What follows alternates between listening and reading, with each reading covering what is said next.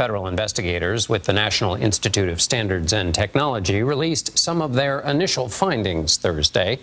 Since 1932, the National Council of Architecture Registration Boards, NCARB, has played a major role in the development of licensure standards for the architecture profession, a global leader in architectural regulation, dedicated to helping professionals reach their career goals, facilitating credentials by providing key data about the path to licensure, the largest, most influential network of architects and design professionals. Sincere Era by Carlos Anthony.